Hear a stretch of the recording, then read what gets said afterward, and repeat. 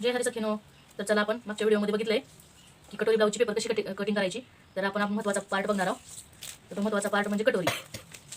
तर बघा, कटोरी आपण कपड्यावरती कशी वाढवायची किंवा निघालेल्या कटोरीवरून दुसरी कटोरी तयार कशी करायची ते मी आज दाखवणार आहे तुम्हाला.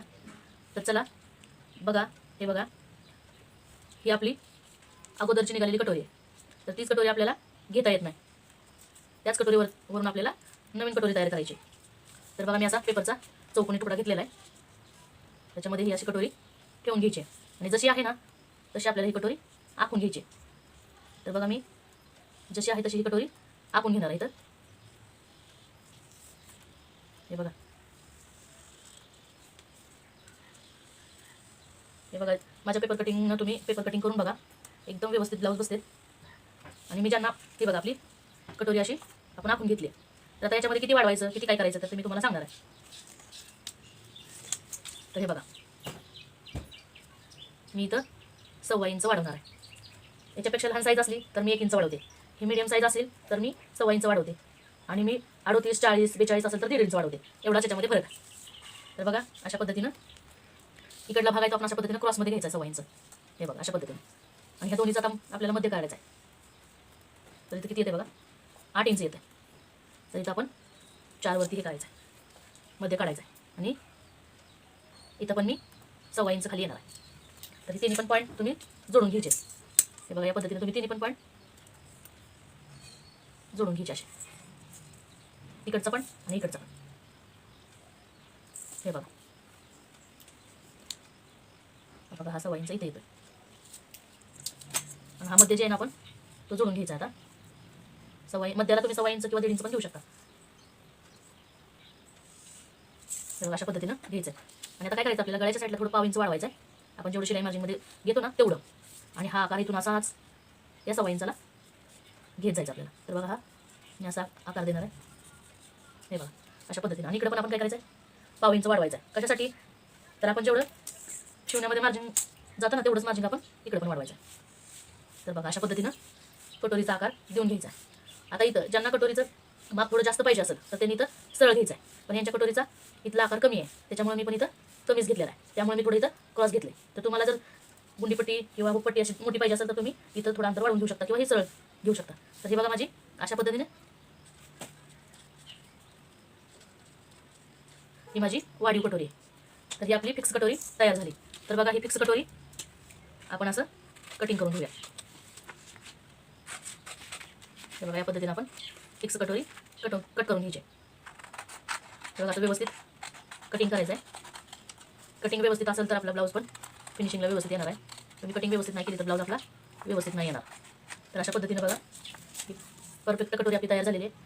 तर बघा, आता मी तुम्हाला टक्स कसा घ्यायचा ते पण सांगते याच्यातच कागदावरती. हे बघा, असं पद्धतीने आपण करून घ्यायचं आहे अशा पद्धतीनं. आणि कमी जास्त जर असेल तर थोडंसं माझं जास्त आहे, तर कमी जास्त जर असेल तर तुम्ही असं थोडंसं एवढं जास्त तर मी कट करून टाकणार आहे. तर बघा, इथं हे बघा, इथून मी 1.5 इंच घेणार. हे बघा, इथं 1.5 इंच आणि इथं वरती 2.5 इंच घेणार आहे. ज्यांची साईज म्हणजे उंची जर समजा 15, 14.5, 14 असेल तर त्यांनी हा टक्सचा उभा भाग आहे किंवा टक्सची उंची आहे ती तुम्ही 3 इंच घ्यायची. तर बघा, हा माझा तुम्हाला मी टक्स पण करून दाखवतो. तर हे बघा, अशा पद्धतीनं पूर्ण माझी कटोरी तयार होणार आहे. हे बघा, किती छान आपला कटोरीचा आकार आला बघा. अशा पद्धतीनं कटोरीचा आकार आहे. चला तर मग आपली आता बाही राहिलेली आहे, बाही पण कटिंग करून घेऊया आपण. हे बघा, आता अशा पद्धतीनं आपण पेपर घ्यायचा आहे. हे बघा, बाही कटिंग करणार आहोत आपण.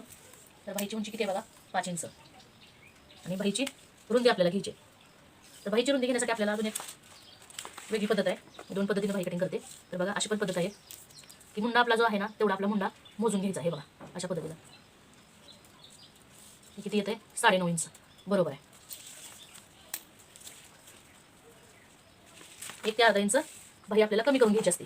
जेवढी मुंडे आपण मोजून घेतला ना त्यामध्ये आपल्याला अर्धा इंच किंवा 1 इंच बाही कमी करून घ्यायची. का तर बाही आपली क्रॉसमध्ये कटिंग असल्यामुळे जोडताना बाही थोडीशी वाढते, त्याच्यामुळे कमी करून घ्यायची. तर बघा, आता इथं मी काय करणार आहे, किंवा जेवढं तुम्ही छातीचा चौथा भाग घेतलेला आहे 9 इंच, तर तेवढा पण घेतला तर चालते. म्हणजे छातीचा चौथा भाग घेतला तरी पण चालते आणि मुंडा मोजून घेतला तरी पण चालते. आता मुंडा मोजून घेतला तरी पण किती आली, 9.5 आली ना. तर त्यात पण अर्धा इंच कमी केल्यावर 9 झालं. 1 ते अर्धा इंच कमी करायला सांगितलं मी. तर इथं बघा आपण सरळ सोपं जेवढं छातीचा चौथा भाग आहे तेवढंच घेणार आहे आपण, त्याच्यात काय मार्जिन घेणार नाही, ह्याच्यात बाईमध्ये मार्जिन घ्यायचं नाही, जेवढा छातीचा भाग चौथा भाग आहे तेवढंच घ्यायचं. आणि ज्यांना कळत नाही त्यांनी मुंडा मोजायचा आहे आणि त्याच्यामध्ये अर्धा इंच कमी करायचा आहे. हे 2 पद्धती मी तुम्हाला बाईच्या सांगितलेल्या आहे. तर बघा मी आता उंची घेणार आहे. माझ्या बाईची उंची किती आहे? 5 इंच. तर बघा बाईची उंची 5 इंच आहे, तर 1.5 इंच मी इथं मार्जिन देणार आहे. तर हे मार्जिन कशासाठी?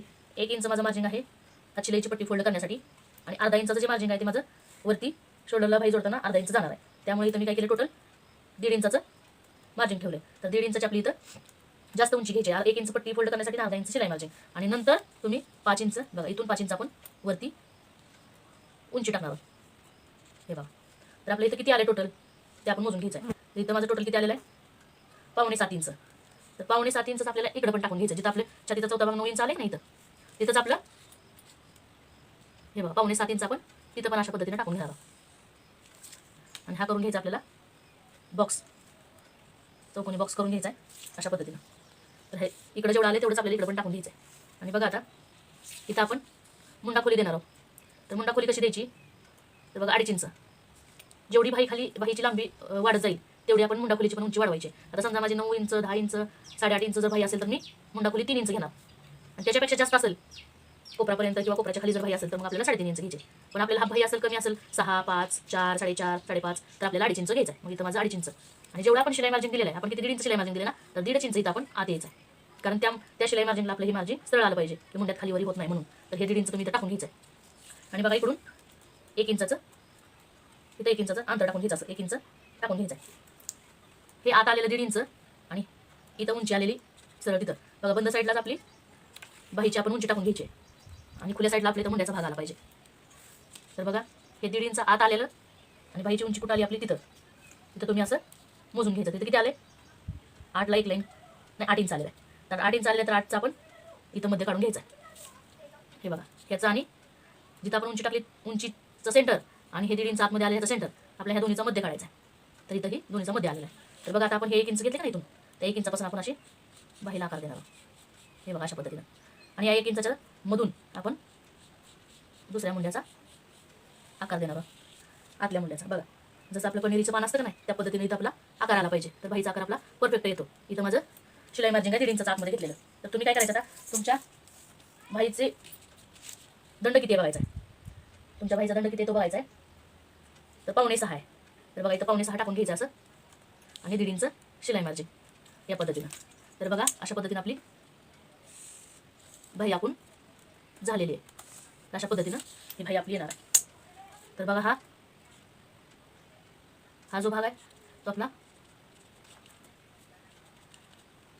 हा भाग आपला पाठीमागचा मुंडा, आणि हा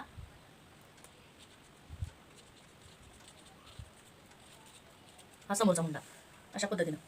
आणि इथं आपला काय येणार आहे? दंड येणार आहे. तर अशी आता बाईची कटिंग तुम्ही करून घ्यायची आहे. या पद्धतीनं आपण बाईचं कटिंग करून घेणार. हे बघा अशा पद्धतीनं आपण अगोदर आपण बाईचा पाठीमागचा मुंडा कटिंग करून घेणार. हे बघा अशा पद्धतीनं हा पाठीमागचा मुंडा अगोदर कट करून घ्यायचा आहे, आणि नंतर आपण बाईचा असा मध्ये नॉच मारून घ्यायचा मध्ये. आणि बघा इथं आपण समोरचा मुंडा पण असा आपण कटिंग करून घेणार अशा पद्धतीनं. बघा तर बाईचा आपल्या किती छान शेप आलेला आहे. हे बघा तर इथं आपण काय करायचं आहे, एक नॉच मारून घ्यायचं इथं. कशासाठी? तर हा समोरचाच भाग आहे आपल्याला कपड्यावरती कळण्यासाठी असं तुम्ही हे करून घ्यायचं आहे. तर बघा पूर्ण ब्लाऊजची आपण कटोरी ब्लाऊजची कटिंग करून घेतली. हा आपला पाठीमागचा भाग आहे, हा आपला साईड पार्ट आहे, ही आपली बेसरपट्टी आहे, आणि ही आपली कटोरी आहे इथं बसणार आहे. आणि इथं आपली हे बघा अशी इथं बाही बसणार आहे आपली. तर अशा पद्धतीनं हे बघा अशी बाही बसणार आहे.